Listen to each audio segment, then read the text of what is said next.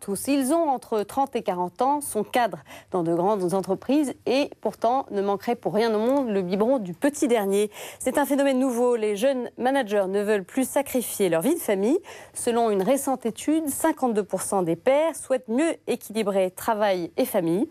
Mais si les mentalités changent du côté des jeunes pères, les entreprises ne s'adaptent pas forcément à leurs désirs. Plus de 80% de ces pères managers interrogés attendent des mesures concrètes de la part de leur employeur. Le chemin à parcourir est donc encore long.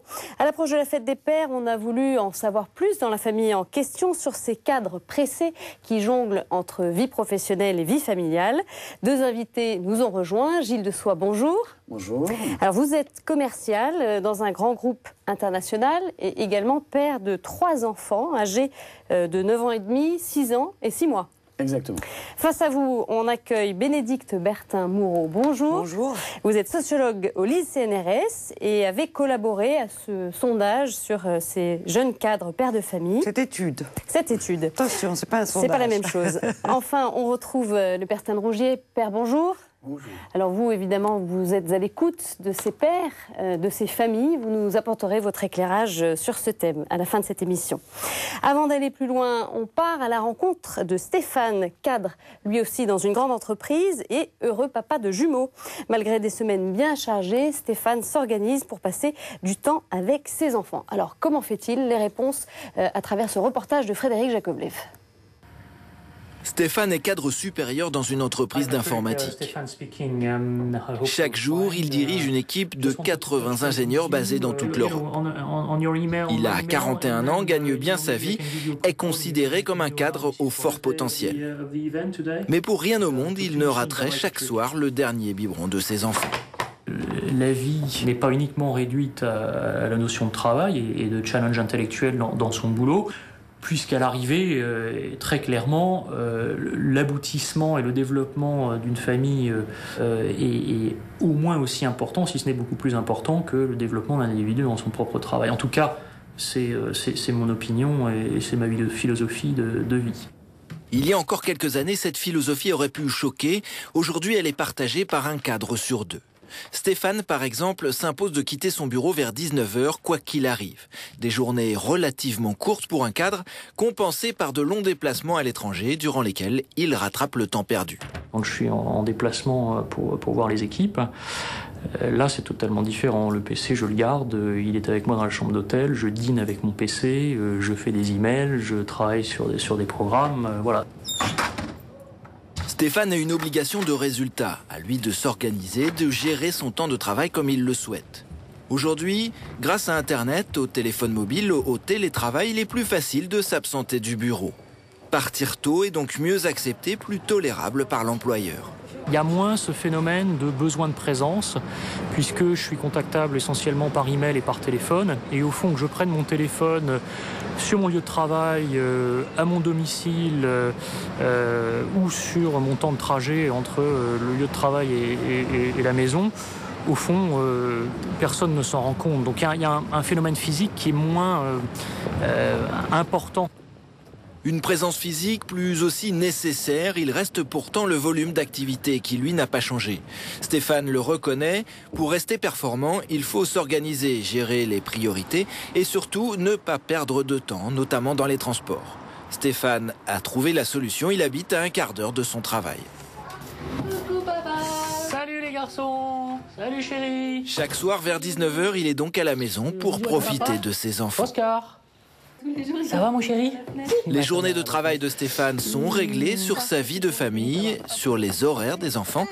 Des contraintes qui peuvent sembler contradictoires avec une profession où la réussite est souvent associée à des semaines de plus de 60 heures. Si effectivement, j'évolue pas professionnellement autant que j'aurais pu si j'avais investi 2 heures de plus de travail par jour, bon bah voilà. C'est la vie, mais j'aurai la satisfaction à l'arrivée de m'occuper de mes enfants et de ma famille.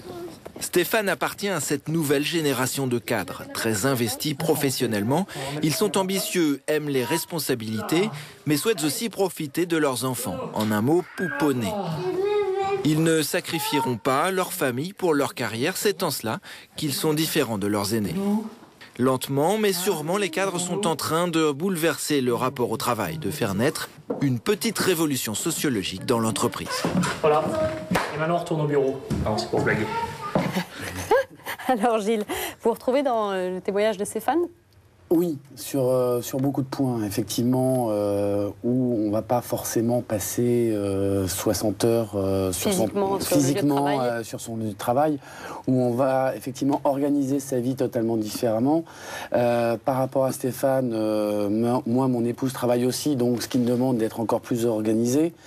Mais c'est vrai qu'on a trouvé des moyens, comme ça, effectivement, comme dans le reportage, moi, à partir de 19h, effectivement, j'arrête, on va dire, entre guillemets, une activité professionnelle et je reprends mon habit de père pour notamment m'occuper de mon dernier enfant. Voilà, c'est une organisation, enfin voilà, il faut savoir gérer, c'est une source de sacrifice aussi, hein, faut pas... Quel sacrifice?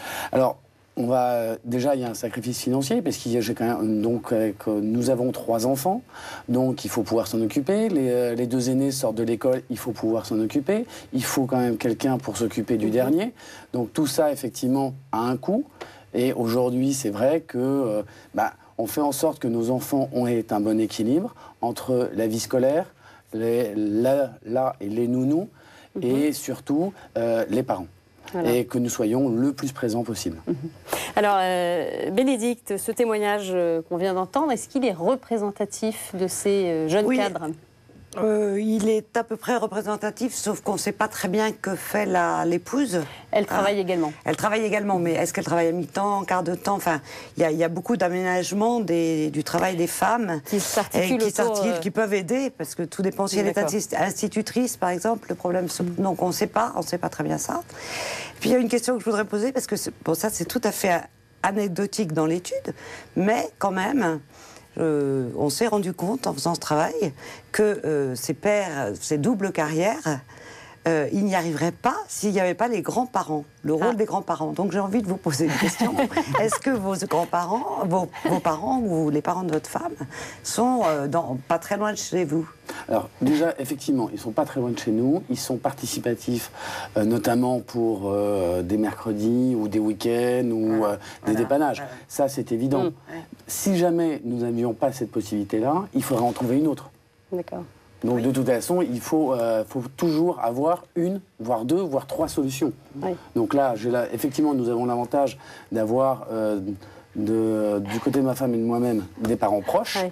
Mais derrière, c'est vrai que même si jamais les 2 grands-pères sont à la retraite, donc ils profitent un peu plus de leur temps libre, donc ils voyagent plus, donc ils se déplacent plus, donc ils sont moins présents que lorsqu'ils étaient en activité. En cas de panique, pendant les vacances... pendant les vacances, oui. Donc ça, c'était un élément qui apparaissait dans votre étude. Bon, après, évidemment, c'est du cas par cas.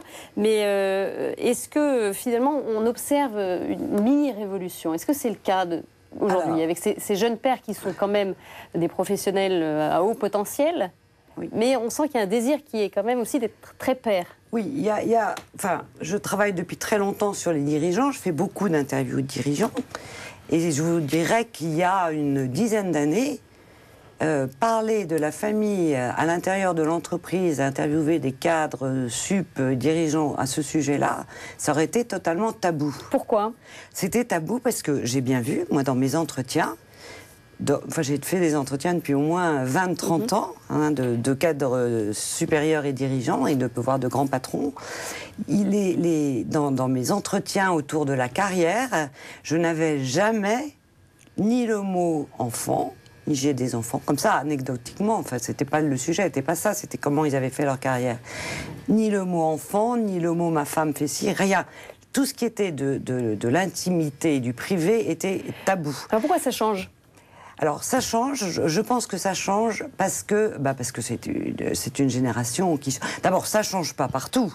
On trouve encore des pères qui disent c'est ma femme. Je veux dire que là c'est un peu les beaux exemples de notre étude que vous avez montré, parce que dans l'étude quantitative il y a effectivement presque une moitié de pères qui veulent s'en occuper plus, mais veulent s'en occuper et s'en occupent, connaissent que dans l'étude quantitative avec des longs entretiens qu'on a fait, on a vu qu'il y avait quand même des typologies de cadres qui n'étaient pas tous les mêmes, et on trouve il y a parfois quand même un désir, mais on passe pas forcément à l'acte. Voilà, le père pourvoyeur de revenus revenu qui dit voilà, moi je m'occupe de rien, je rentre et puis voilà.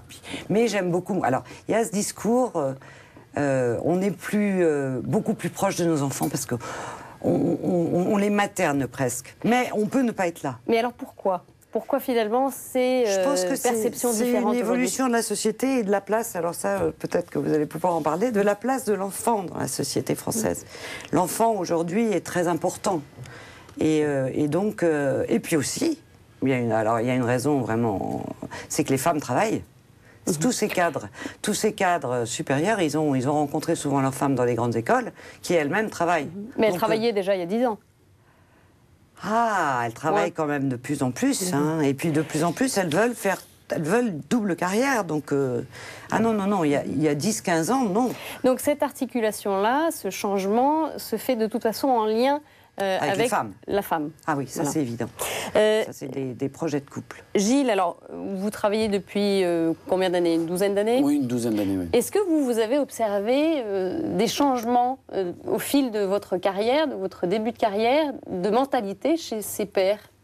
Parce que pour vous, entre le moment où vous avez commencé à travailler, bon, vous n'étiez pas encore père de famille, mais et aujourd'hui, au fil de vos expériences, vous avez pu observer qu'il y avait effectivement peut-être cet aspect-là qui se révélait davantage chez les jeunes pères. Oui, alors déjà, l'évolution la plus importante depuis que je travaille, c'est déjà, on a changé de temps de travail. Donc on est passé de 39 à 35 heures. Donc on a eu plus de temps libre. Hein, aujourd'hui, les RTT. Donc c'est vrai que ce temps libre-là nous a permis de passer plus de temps avec nos enfants. Mais aussi, et c'est vrai qu'au début de ma carrière, je travaillais énormément. Puisque j'étais un manager dans de la communication. Donc c'est vrai que là, vous passez encore plus de temps, parce que c'est vraiment... c'est les premières années aussi. C'est les premières années, donc on se lance vraiment dedans. Et c'est vrai qu'en plus, bon... moi, j'ai été père de famille au bout de 3 ans de vie professionnelle. Donc, c'est vrai aussi que très vite, il a fallu que j'adapte ma vie professionnelle à ça. Mais ce qui est vrai, c'est que je passais beaucoup plus de temps au bureau, beaucoup plus de temps en activité professionnelle. Mais est-ce que ça veut dire que vous travaillez moins aujourd'hui ? Non, c'est parce que qu'est-ce qui a changé aussi ? C'est les moyens de communication. Il y a 12 ans, Internet commençait à sortir. Le téléphone mobile, c'était une batterie, c'était une valise.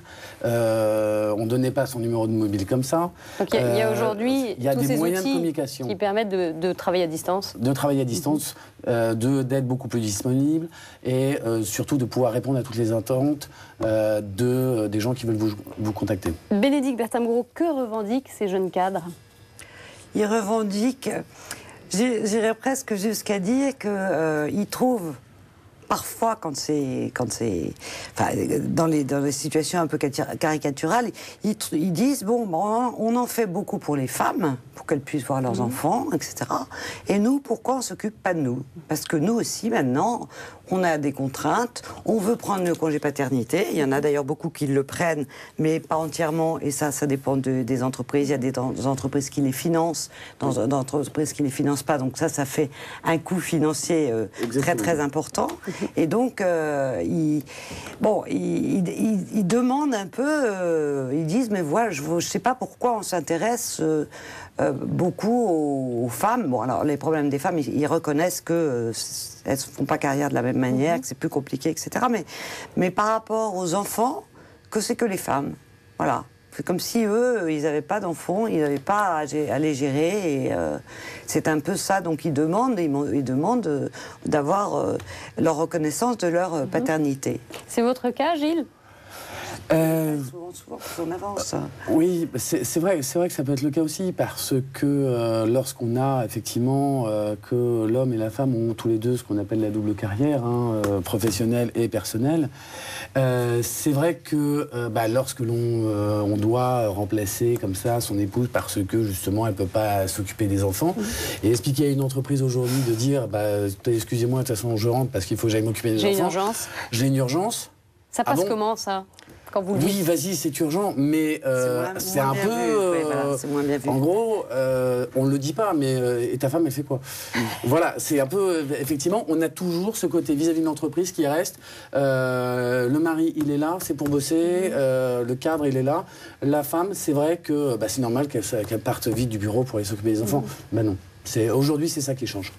Donc, qui change progressivement. Progressivement. C'est pas encore la majorité des gens. Et les entreprises, justement, comment est-ce qu'elles réagissent face à ces désirs? Pas beaucoup.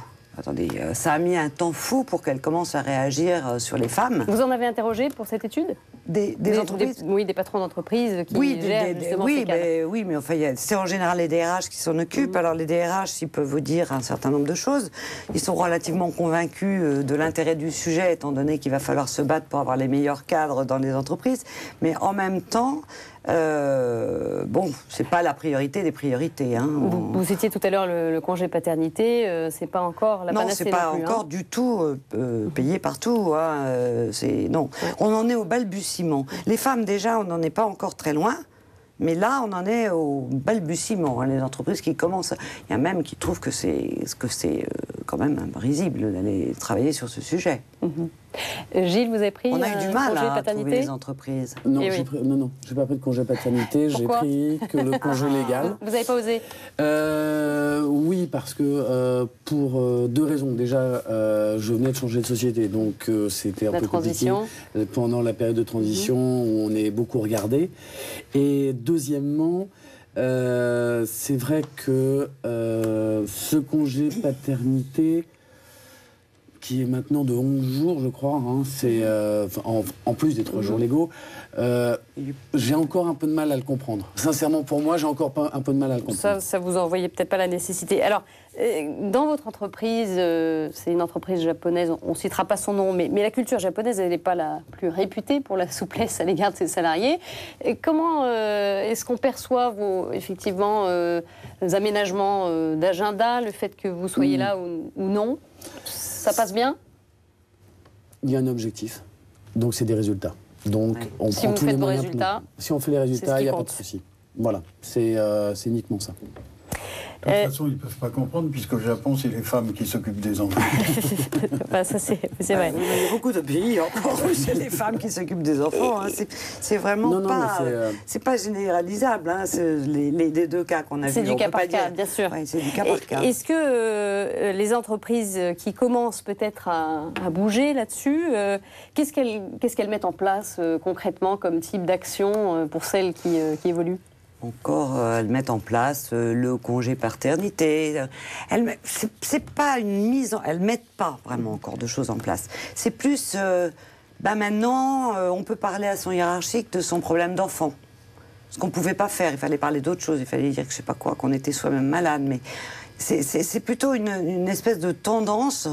Parce que les dirigeants, ceux qui sont dirigeants dans les entreprises actuellement, c'est des gens qui ont... 55 ans, quelque chose comme ça, et qui ont fonctionné sur un schéma traditionnel. Donc ils ont dû. Alors plus on descend un peu dans la hiérarchie, et plus c'est en train de se diffuser dans l'entreprise que les problèmes d'enfants sont des problèmes dont on peut parler maintenant. Mais il y a vraiment un effet générationnel très très important. Alors, votre société, est-ce qu'elle a mis quelques mesures en place, aménagements pour les jeunes cadres comme vous? Les horaires de réunion, par exemple, est-ce que ça démarre pas trop tôt le matin ou ça se termine pas trop tard? Ce qui a vraiment changé, effectivement, c'est les réunions à 6 h du soir, il n'y en a pas. Et comment est-ce que ça s'est mis en place? Pour les femmes, non? Déjà c'est parti, ça déjà pour les femmes, mais aussi parce que donc moi je suis dans le secteur commercial, donc on est principalement à l'extérieur. Donc expliquer qu'il faut rejoindre le siège à 18 h pour une réunion, sachant qu'on est soit à l'autre bout du département ou à l'autre bout de la ville, et qu'on a forcément une demi-heure ou 3/4 d'heure pour entrer, on dit non. Donc c'est plus pour ces raisons-là. Voilà, c'est vraiment pour des réunions, des raisons organisationnelles. Pas tellement lié au fait qu'on soit père de famille. Non, effectivement. Et pour les enfants, c'est pas, ça rentre pas en ligne de compte. Est-ce que vous pensez, Gilles, que vous avez la même progression de carrière que si vous faisiez 14 heures par jour au bureau Pour vous, non, je pense pas. Ça donne non, je pense pas.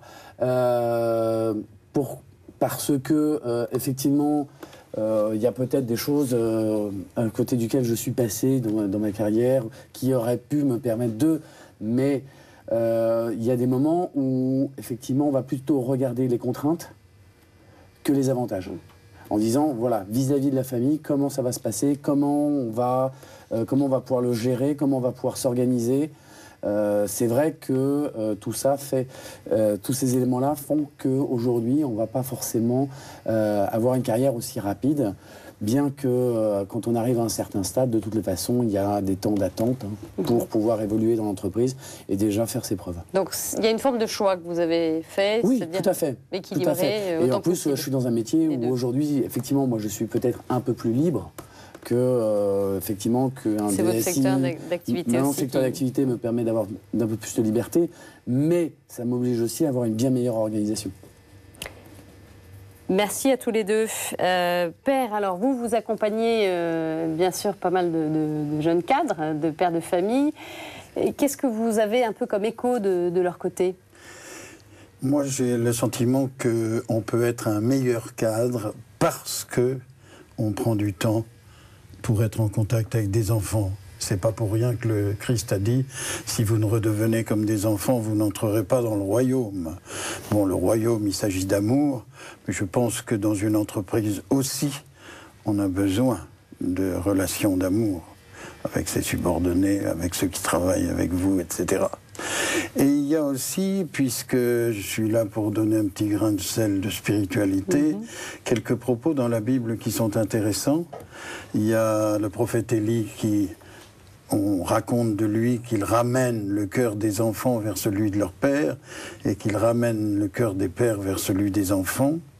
Il y a un propos de saint Paul qui dit « Enfants, faites honneur à vos parents et parents, n'exaspérez pas vos enfants ».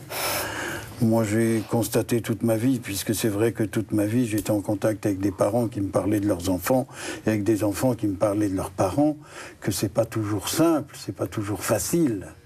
En ce qui me concerne, moi, dans ma propre enfance, il n'y avait pas trop de problèmes. Mon père bossait énormément pour mettre du beurre dans les épinards, mais nous allions tous dans le scoutisme. Donc les 6 enfants débarrassaient le plancher et notre père pouvait bosser facilement grâce à ça. Mais je le regrette parce que la relation d'un père et de ses enfants est quelque chose de très très très extraordinaire et qui peut durer donc toute la vie.